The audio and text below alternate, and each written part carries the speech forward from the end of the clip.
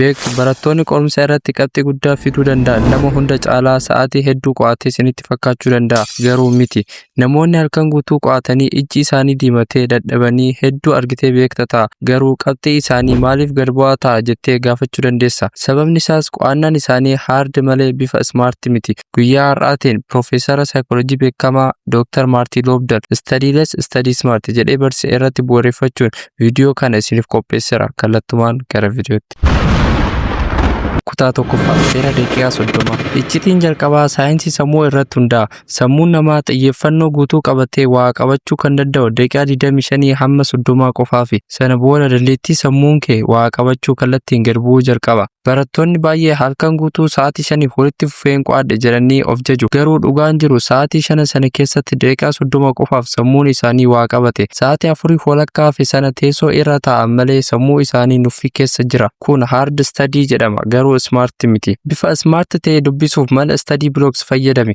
Daqiiqaa 25 hamma 30 qulqullinaan qo'adhu. Sana booda daqiiqaa 5 boqonnaa fudhadhu. Maaltu ta'a? Yeroo boqonnaa gabaabaa sana fudhattu sammuun kee deebi'ee recharge ta'a. Boqonnaa daqiiqaa 5 booda sammuun kee akka waan haaratti dammaqee waan itti aanu fudhachuuf qophaa'a. Yeroo boqonnaa kee keessatti bilbila kee hin ilaalin. Sababni isaas bilbilli sammuu kee overload godha malee hin boqochiisu. Ol ka'ee bishaan dhugi, diriiri yookaan muuziqaa dhaggeeffadhu.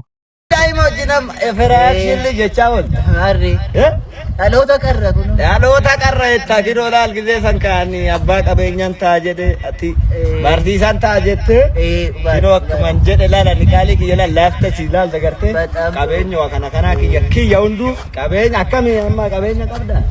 Harri. Maa eessa qabeenyi Kan keenya sammuu keessadha. Sammuu Fooqii argaa jirtu. Fooqii sammuu keessatti ijaarte. Ayyaas tabaarii. Foormulaa gaafatadha achi keessaa baasu. Achi keessaa baasudha. Kutaa lammaffaa bakka qo'annaa murteessi. Dr. Maartiin Loobdal akka jedhutti sammuun keenya bakka tokko amala tokkoon walitti hidha. Barattoonni baay'een siree isaanii irratti qo'achuu jaalatu garuu sammuun kee waggoota baay'eedhaaf siree kee kan walitti hidhe hirriiba fi boqonnaa waliini. Akkuma kitaaba qabattee siree irra teessuun hirriibni si qabachuu jalqaba. Sababni ati daftee nuffituufis kanuma. Bakka televezyiinii duratti yoo qo'atte immoo sammuun kee bohaartii adda addaa barbaada. Iccitiin smaartii garuu bakka qo'annaa qofaaf ta'u adda baafachuudha. Gagaa fanaaree biyya tanarama jarri jaalisa. Kutaa sadaffaa dubbisuu moo yaadachuu. Iccitiin barattoota A+ fidu hundi itti fayyadaman recognition vice versa recollection. Barattoonni baay'ee qo'achaa jira jedhanii dogongora guddaa tokko hojjetu. Innis kitaaba irra deddeebisanii dubbisuu fi barreeffama irratti sararuudha. Qorumsa irratti kitaaba fuula kee dura hin jiru kanaaf sammuu kee waan sana dubbisuu qofa osoo hin taane recollect gochuu qaba. Iccitii smart fuula tokko yookaan mata duree tokko dubbistee yoo xumurtu kitaaba sana cufi gara olii ilaali yookaan bakka biraa ilaali of gaafadhu waan dubbise kana afaan kootiin akkamitti ibsaa yoo nama biraaf ibsuu dandeette dhimma sana dhugumaatti hubatteetta. Dr. Maartiin Loobdal akka jedhutti qo'annaa kee keessa 80% yaadachuu fi ofitti himuu irratti yoo dabarsite qabxiin kee kallattiin jijjiirama. Yaadadhu kitaaba dubbisuun inputiidha of gaafachuun garuu outputiidha. Qorumsa irratti outputiidha kan si gargaaru.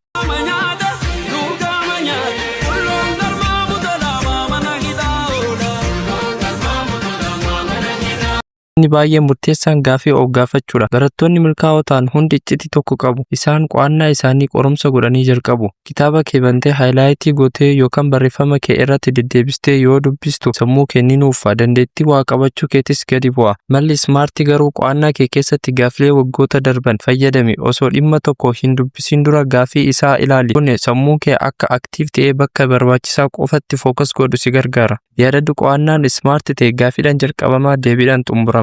Hayyee namoonni yaada kana deeggartan koomentii irratti study smart not hard jechuun naaf barreessaa. Amma viidiyoo smart ta'e biraatti walitti deebinutti nagaa tura. Study smart not hard.